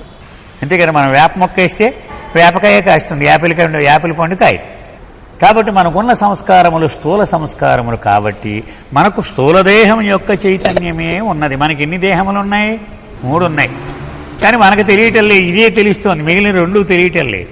3 ఉన్నాయి, నా వెనకాల ఇంకోటి ఉంది, దాని వెనకాల ఇంకోటి ఉంది. కానీ నాకున్నది స్థూల సంస్కారములు మాత్రమే. కనుక నాకు తెలిసిందల్లా స్థూల దేహమే. ఈ స్థూల దేహము స్థూల ప్రపంచమునే చూడగలదు. కాబట్టి నాకున్న అనుభవము స్థూల ప్రపంచానుభవమే. సరే, ఎంత చక్కగా బాబా చెప్పారు. నా సంస్కారములు ఆ స్థూల సంస్కారముల నుంచి ప్రమోట్ అయిపోయి సూక్ష్మ సంస్కారములు అయిపోయినాయి అనుకోండి. ఇక ఈ స్థూల దేహం నాకు తెలియదు, ఉంటుంది. ఇది 3 ఎలాగైతే ఉండి ఇదే కనపడుతోంది, ఆ 2 కనిపించడం లేదు. కానీ మనలోకి మహమ్మద్ మస్తు వచ్చి కూర్చున్నాడు అనుకోండి వెనకాల కుర్చీలో, ఆయన 5వ భూమికి వాడు. అంటే ఏ చైతన్యం ఆయనకున్నది? అక్కడ చూడండి బోర్డు మీద మానసిక దేహము ఉన్నది ఆయనకి. కాబట్టి ఆయన మానసిక దేహమే వాడుతూ ఉంటాడు. ఆయన మిగిలిన 2 తెలియదు ఆయనకి. మనలో ఉన్నటువంటి మానసిక దేహాన్నే చూస్తూ ఉంటాడు. ఈ కళ్ళద్దాలు పెట్టుకున్న నాగేశ్వరం చూడ్డు ఆయన, ఆ వెనకాల ఉంటుంది మానసిక దేహం, దాన్ని చూస్తూ ఉంటాడు ఆయన. చూసారా ఎంత సరళంగా బాబా చెప్పేశారు. కాబట్టి నీ సంస్కారములు గనక సూక్ష్మ సంస్కారములుగా మారిపోతే నీకు సూక్ష్మదేహము యొక్క చైతన్యమే ఉంటుంది. నీకు సూక్ష్మదేహం ఉందో లేదో నీకు తెలియదు, మానసిక దేహం ఉందో లేదో నీకు తెలియదు. అలాగే నీకు ఉన్నటువంటి అనుభవం వల్ల సూక్ష్మ ప్రపంచం యొక్క అనుభవమే. స్థూల ప్రపంచం తెలియదు, మానసిక ప్రపంచం తెలియదు. అలాగే ఇదే సంస్కారములు ఇంకా ప్రమోట్ అయిపోయి ఇంకా సన్నగా అయిపోయి మానసిక సంస్కారములుగా మారిపోయినాయి అనుకో. మనకు ఏ దేహం యొక్క చైతన్యం ఉంటుంది? మానసిక దేహం యొక్క చైతన్యమే ఉంటుంది. ఇక మనకు ఉన్నటువంటి అనుభవము మానసిక ప్రపంచం యొక్క అనుభవమే ఉంటుంది. ఇది బాబా చెప్పిన లాజిక్. ఇది గనక ఒక్కసారి మనం అర్థమైపోతే సగం పుస్తకం మనకి అర్థమైపోయినట్టే. ఈ భూమికిలేమిటి, ఈ గందరగోళం ఏమిటి, ఇది హాయిగా. Sanskaras force infinite intelligence to experience illusion. పాపం ఈ అనంత ప్రజ్ఞ అది సత్యాన్ని అనుభవించగలదు, కానీ ఈ సంస్కారాలు పొడుస్తూ ఉంటాయి. ఈ మాయక సంగతి చూడు, ఈ సంగతి చూడు అని దీన్ని ఒత్తిడి తెస్తూ ఉంటాయట. And it is sanskaras that force the mind to think falsely. ఈ సంస్కారముల కారణముగానే ఇది అసత్యముగా ఆలోచిస్తూ ఉంటుంది, సత్యమైన ఆలోచన చేయకుండా. In the state of deep sound sleep infinite intelligence neither experiences creation Nar its own self. గాఢ నిద్రలో చైతన్యము ఇటు మాయ యొక్క అనుభవము ఉండదు, స్వస్వరూపము యొక్క అనుభవము ఉండదు, 2 ఉండవు. కారణం ఏమిటి? గాఢ నిద్రలో ఏమైంది? గాఢ నిద్రలో అది పనిచేయరు. ఏది పనిచేయరు? మనసు పనిచేయరు, అది ఆలోచన చెయ్యరు, అది పూర్తిగా రెస్ట్లోకి వెళ్ళిపోతుంది. దాన్ని ఏమన్నారంటే ఉపసంహరించబడింది. ఆ మనసు కానీ చైతన్యం కానీ గొడుగు ఇలా సిచ్చు కొట్టామనుకోండి ఇలా ఓపెన్ అవుద్ది, దాన్ని ఇలా ముడిచేసామనుకోండి అది ఉపసంహరించబడింది ఆ గొడుగు. అలాగే ఇది కూడా నిద్రలోకి వెళ్ళినప్పుడు ఇది ఉపసంహరణ అయిపోతుంది. మళ్ళీ పొద్దున్న లేవగానే ఈ బటన్ నొక్కినట్టు మళ్ళీ ఇదంతా పూర్తిగా విశాలంగా విచ్చుకుంటుంది. అది బాబా చెప్పిన విషయం. బికాజ్ ఇట్ ఈస్ అన్కాన్షియస్, అది నాన్ థింకింగ్. బాబా చెప్పారు ఆలోచన జరగడం లేదు, అంచేత ఉపసంహరణ జరిగింది.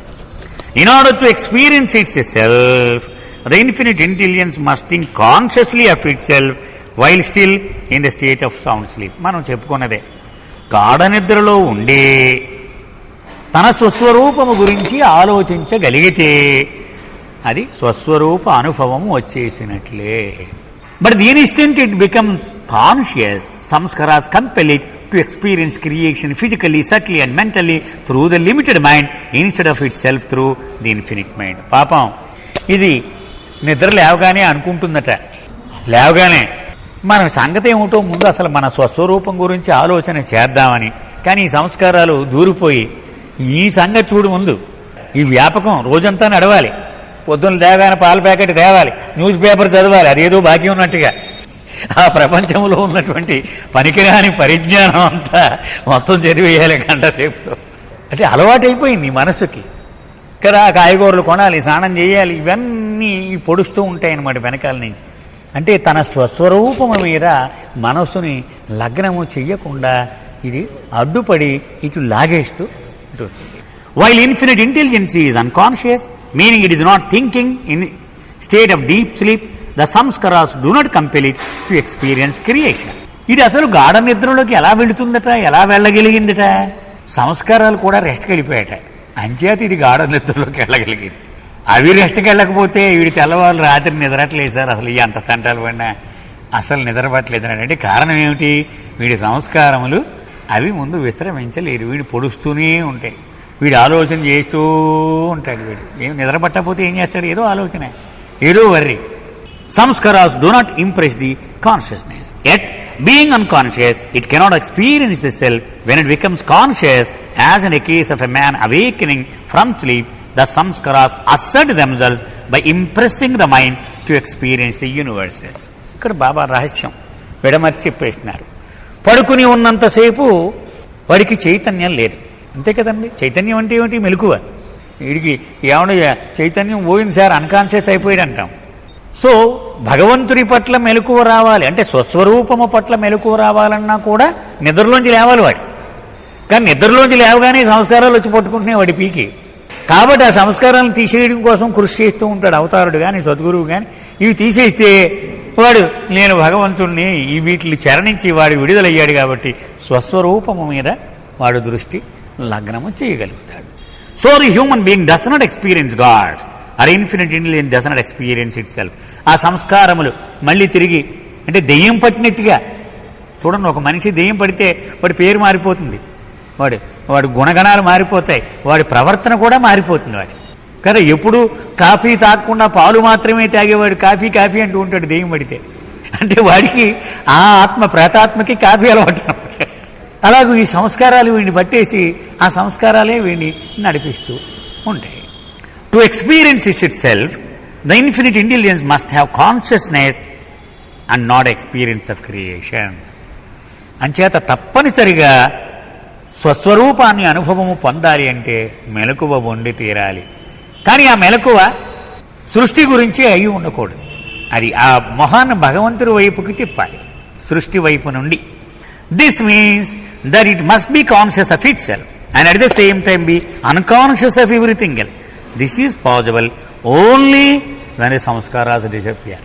ఇలా అవ్వాలంటే ఈ సంస్కారముల మూట ఉన్నంతసేపు అసాధ్యము. వీటిని పూర్తిగా పీకను ఉలివేసి బయట పడేస్తేనే అవి రాకుండా ఉంటాయి. When sanskaras are uprooted, experience the gross subtle and mental worlds through the gross subtle and mental bodies comes to an end. This end is nirvana. ఈ సంస్కారములన్నీ పోయినాయి అనుకోండి, ఏమవుద్ది? వీడికి స్థూల ప్రపంచం లేదు, సూక్ష్మ ప్రపంచం లేదు, మానసిక ప్రపంచం లేదు. మనం అనుకున్నాంగా ఏ రకమైన సంస్కారాలుంటే ఆ చైతన్యం ఉంటుంది, ఆ ప్రపంచం ఉంటుంది. ఈ మూడు లేకపోయేప్పటికీ ఈ మూడు ప్రపంచాలు గాయం. దీనినే నిర్వాణ అంటారు ఈ స్థితిని. In Nirvan the limited mind stops thinking and infinite mind begins thinking. ఈ నిర్వాణలో పరిమితమైన మనస్సు అయిపోయింది, ఇక అపరిమితమైనటువంటి ఆలోచన అదే మిగులుతుంది మనకి. And after infinite mind begins thinking, the infinite thought is realised in nirvikalp. అనంతమైన మనస్సు స్వచ్ఛంగా ఆలోచన మొదలైన నాడు అది నిర్వికల్పలోకి వెళ్ళిపోతుంది. In nirvikalp infinite intelligence is in infinitely conscious awake state. That is no aspect of unconscious or dream exist. ఇక ఎంతసేపు మెలకువగా ఉండి ఎన్ని వైపులు చూసినా అడ్డుపడ్డానికి సంస్కారాలు లేవు. అవి ఉంటే మాత్రం వచ్చి పట్టేసుకుంటాయి ఇక్కడ మనకి. అవి అయిపోయింది వాటి అధ్యాయం. కాబట్టి ఇక తానే కనపడుతూ ఉంటాడు ఎక్కడ చూసినా, తన స్వస్వరూపమే అంతా ఎటు చూసినా కనిపిస్తూ ఉంటుంది. ద మీనింగ్ ఆఫ్ నిర్వాణ నిర్వికల్ప్ ఈ ఫ్రీడమ్ ఫ్రమ్ మాయా. ఈ నిర్వాణ నిర్వికల్ప అంటే సారం ఏంటంటే మాయ నుంచి విముక్తి. మనకు విముక్తి అంటాం కదా, విముక్తి అంటే ఏమిటనమాట? మాయ నుంచి విముక్తి అనమాట.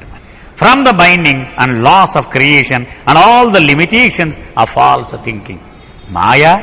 మాయ యొక్క నియమాలు, మాయలో కొన్ని నియమాలు ఉన్నాయి. ఈ వేళ ఉన్నది రేపు మారిపోతుంది. అది ఏది కూడా శాశ్వతంగా ఉండదు మాయలో. ఈ వేళ ఉన్నది రేపు మారిపోతుంది. పుట్టిందంటే చావలసిందే, చచ్చిందంటే పుట్టవలసిందే, కర్మ చేసేవు అనుభవించవలసిందే.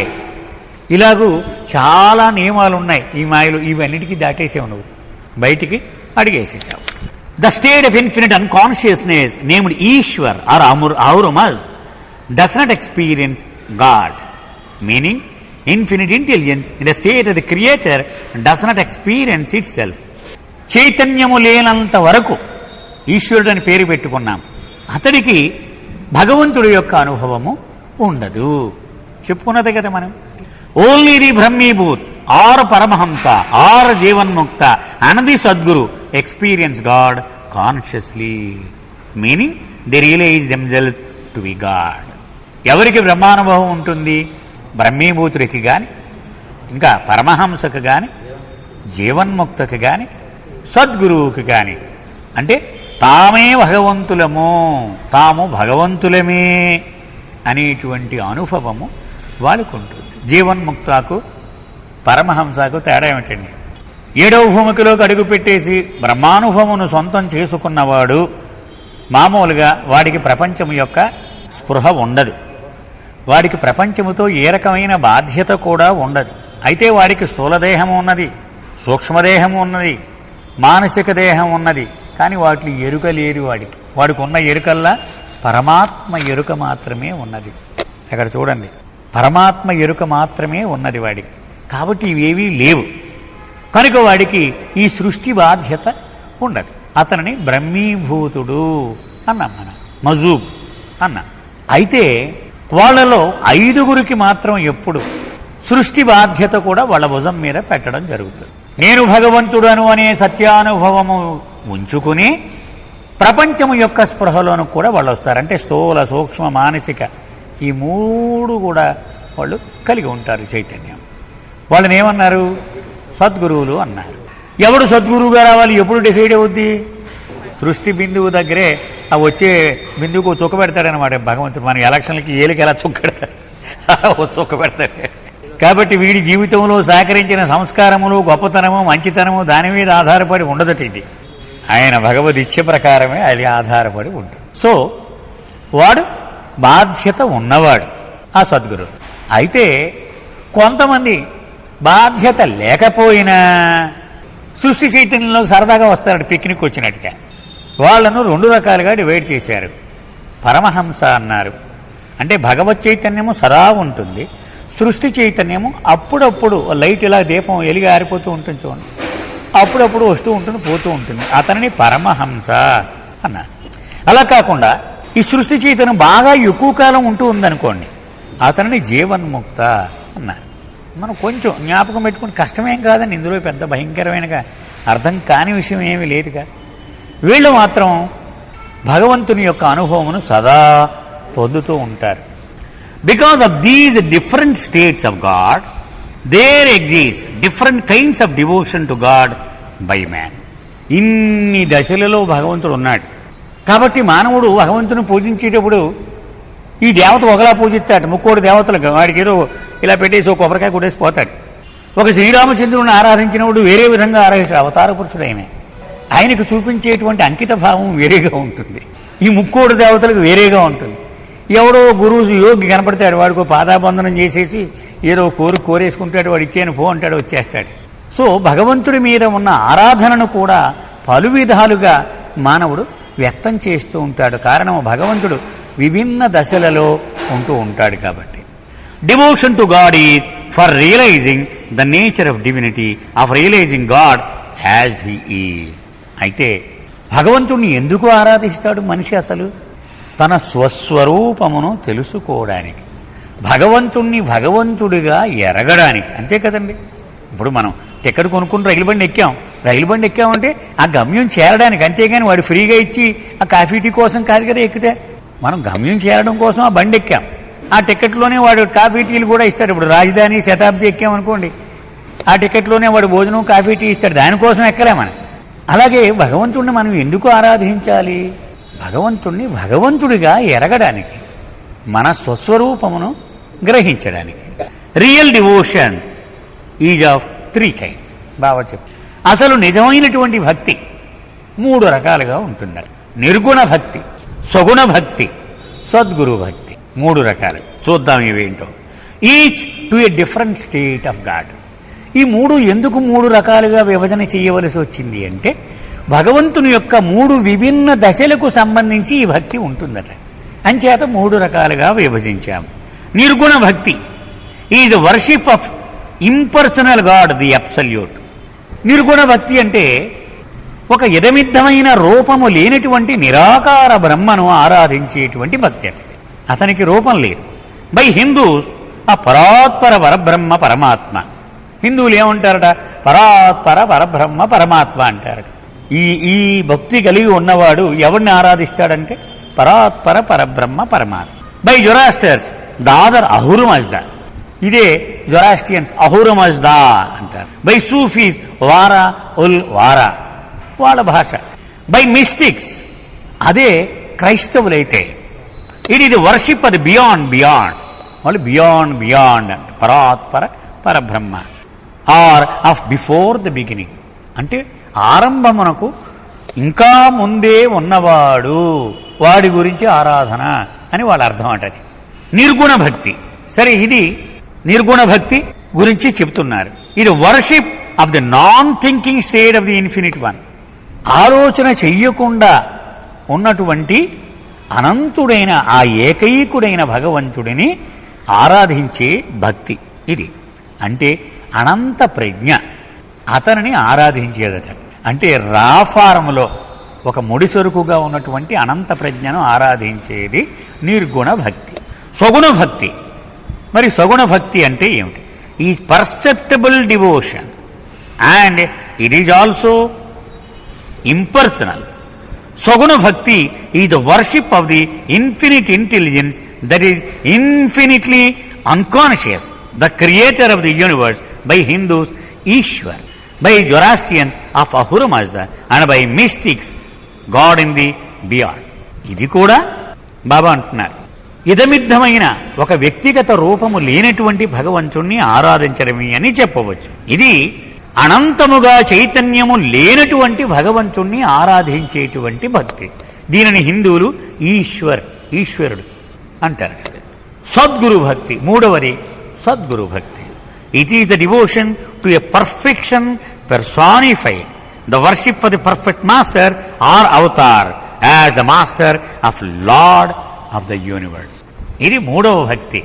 ఒక వ్యక్తిత్వమును దాల్చి ఒక రూపమును వేసుకొని భగవంతుడు భూమి మీదకి వచ్చినప్పుడు అతడిని ఆరాధించేటువంటి భక్తి.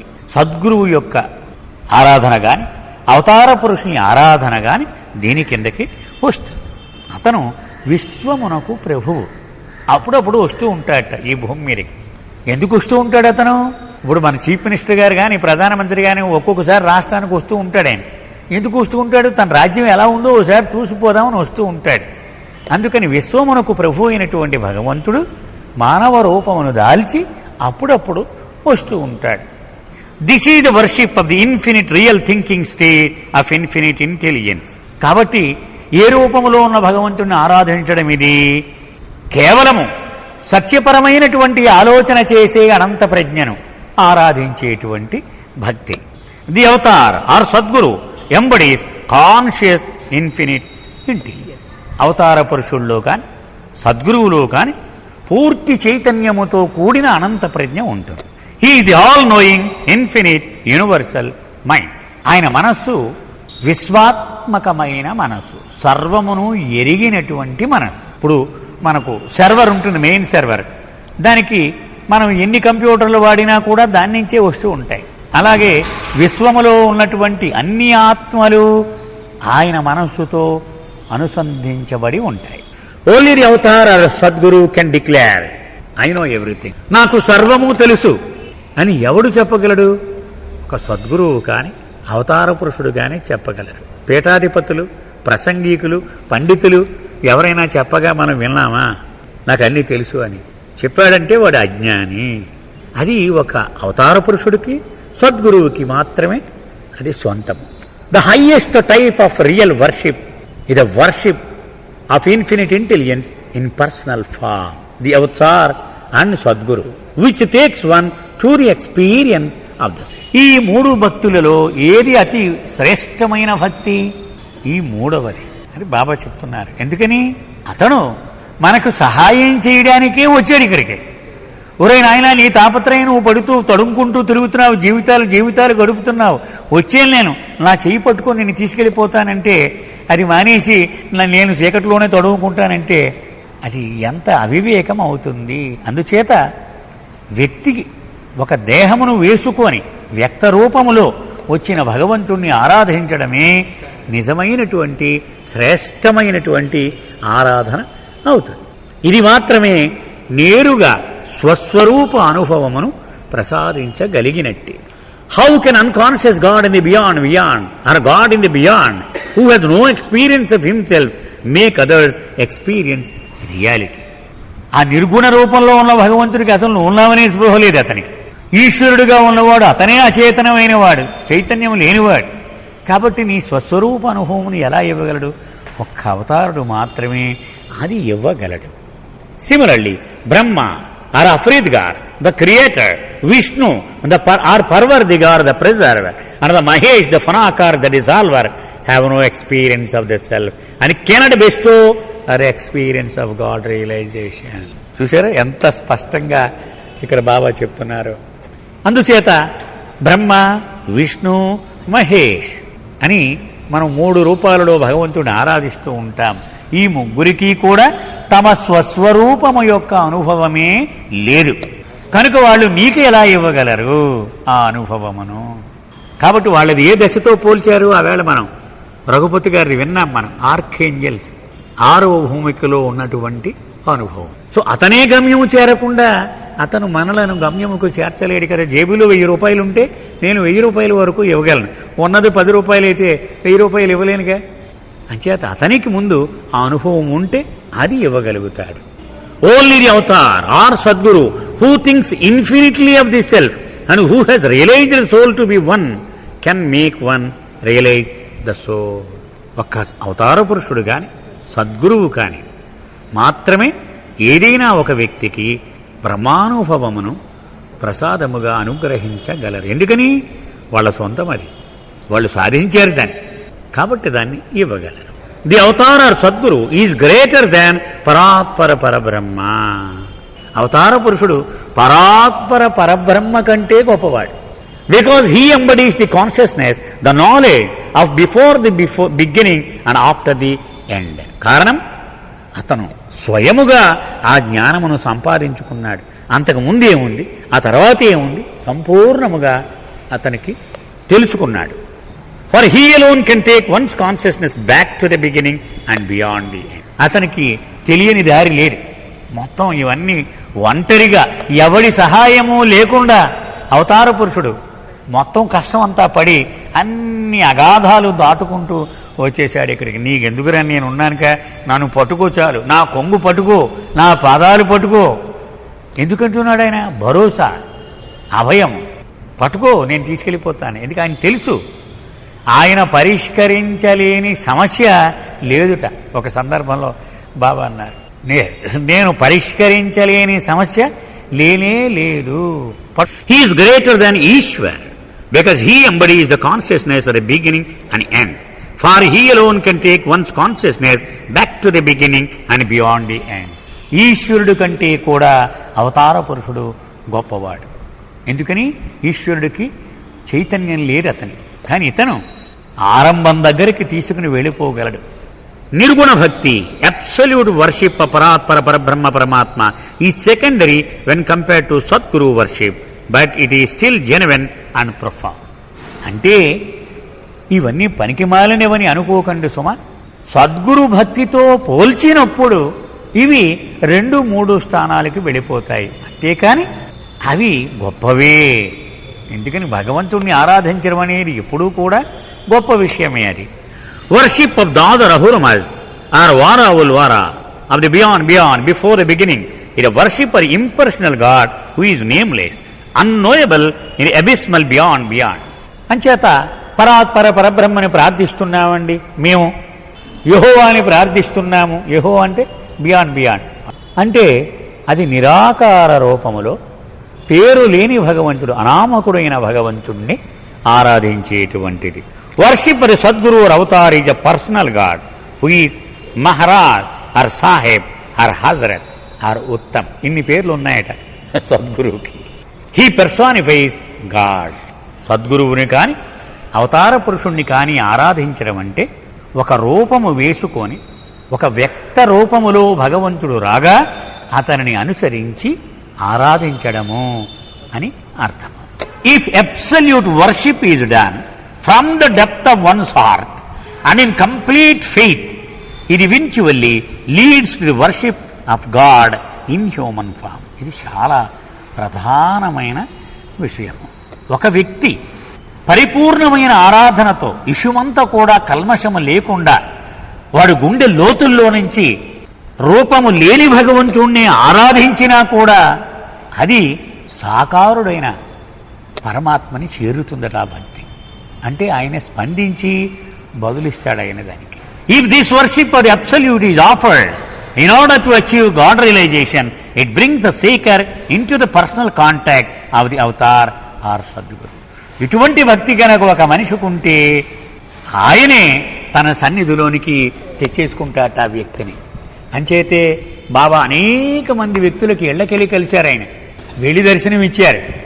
అనేక మంది మస్తులను కలిశారు. ఎందుకని? అది బాబా ఒక చోట చెప్పారు, the truth is more anxious to asset it self. మనకంటే భగవంతుడే ఎక్కువ ఆరాటపడిపోతూ ఉంటాయట. వీడికి చాలా భక్తి ఉంది, మనం వెళ్ళోసారి దర్శనం ఇచ్చేయాలి వీడికి, పాపం వీడికి అని ఆయనే ఆరాటపడుతూ ఉంటాయట. దానికోసమే దేశం ప్రపంచం అంతా నలుమూలలా వెళ్ళిపోయేవాడు ఆయన. రైలు దిగి స్నానం చేసి జనం ఎక్కడ రద్దీగా ఉంటారో అక్కడ పోయి నిలబడతానే అనేవారు ఆయన. అక్కడ పోయి నిలబడేవాడు ఆయన. ఎందుకు? అందులో ఒకలో ఇద్దరో ఇదిగో అర్హత కలిగినటువంటి అపురూపమైన అదృష్టం చేసుకున్న ఆత్మలు ఉంటారు. వాళ్ళ కోసం